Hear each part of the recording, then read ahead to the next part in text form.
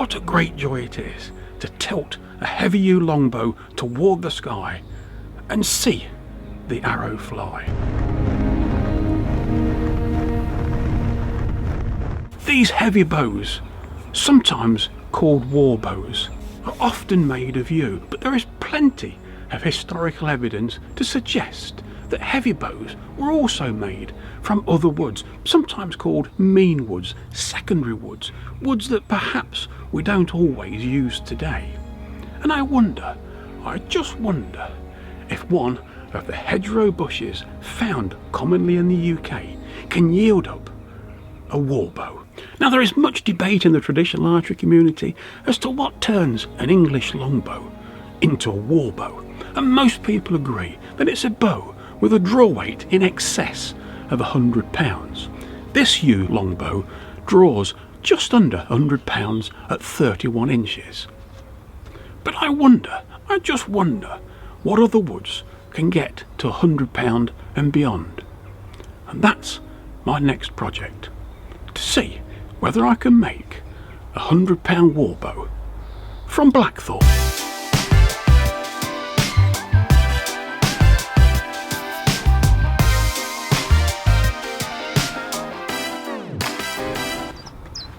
So this is a rare thing. This is a heavy, long and mature piece of Blackthorn, prunus spinosa. You hardly ever find straight pieces of this species of wood growing in the UK. This is magnificent, but will it make a bow? Or even better still, will it make a warbow? Let's find out.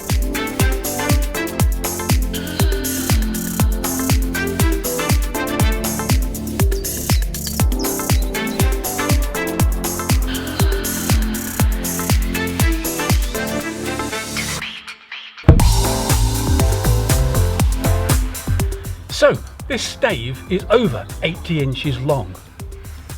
I'm going to trim the ends off and then try and split it. This will be only the third log I've attempted to split, so I may make a mess of it. So here's a piece from the end of my Blackthorn stave, and the first thing I notice is this. The heartwood is offset from the centre, which might spoil my idea of perhaps being able to make 4 bows from this lovely Blackthorn stave. But who knows, maybe this sapwood would make a great bow as well. Time will tell. Counting the growth rings, amazingly, this piece of Blackthorn is over 50 years old.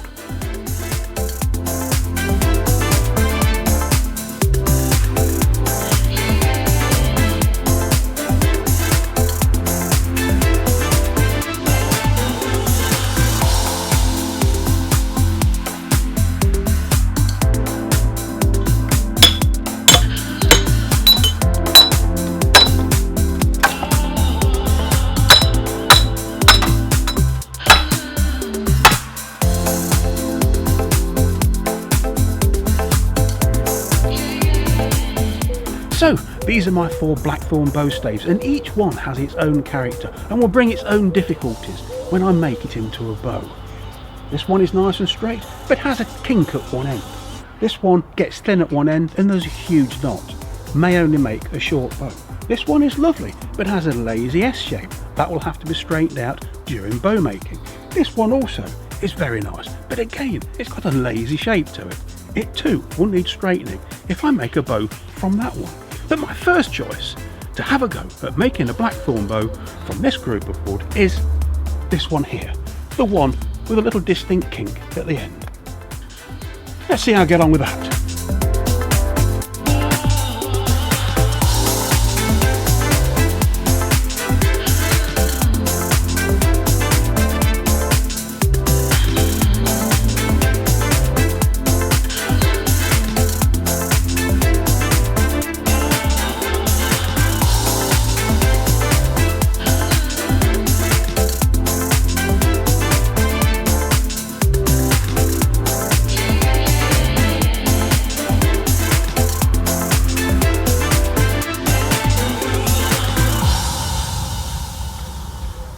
So that's the first stage of working down this blackthorn stave into a bow shape. It's still super wide and it's still super thick, way off bow dimensions, but I don't want this bow to twist as it dries out a little more. So I've just trimmed it down. It'll lose moisture much quicker that way, and hopefully in a week or so's time I'll better start work on it, refining the shape, bringing it down to bow size. But for now I've got to seal all these ends up and put it in the shed and leave it for a while.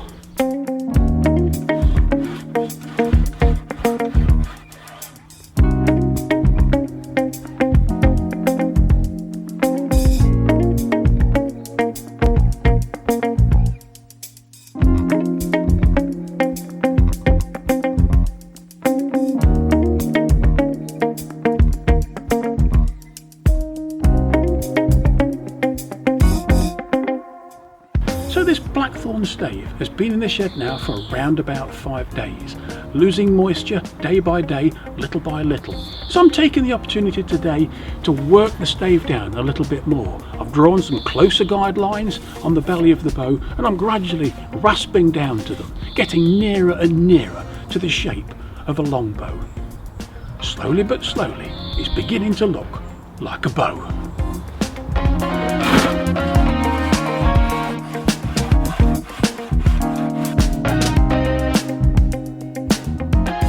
By no means is this the best stave from that blackthorn log. Apart from its wavy shape, the problem with this one is, around here, it's not really thick enough for me to lay out the correct dimensions for the bow that I'm looking for. So I'm doing my best with what I've got, but the dimensions I'm measuring include the thickness of the bark. This may be a fatal error, I don't know until I try and bend it. But just look how thick the bark is on this blackthorn stave. In places it's almost 3mm thick. So if, for example, I measure the thickness of this bow here and I want it to be 30mm, the true thickness, excluding the bark, is only 27mm of wood. Now I'm not really sure whether the bark on this blackthorn contributes to its bending qualities or not. If it does, no problem. If it doesn't, I'll end up with a bow weaker than I hoped for. Again, like everything that I do when it comes to making bows, it's all a new experience. So only time will tell whether or not I've got it right or wrong. So let's carry on.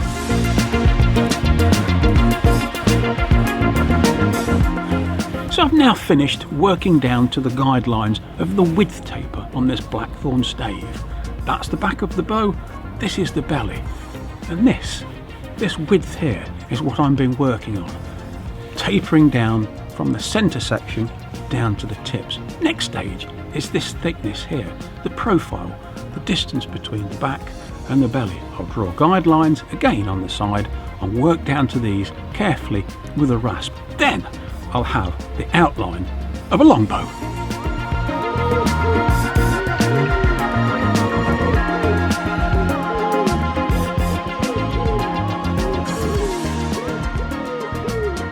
So that's a bit more work done on this blackthorn stave. But now, look, it's beginning to look like a longbow.